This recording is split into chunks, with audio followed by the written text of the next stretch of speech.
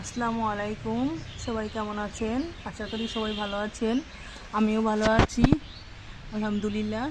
এই দেখেন, আমাদের একটা পেঁপে গাছ, কিছু পেঁপে ধরেছে, অল্পই কিছু। অনেক পেঁপে আসে কিন্তু ঝরে ঝরে পড়ে।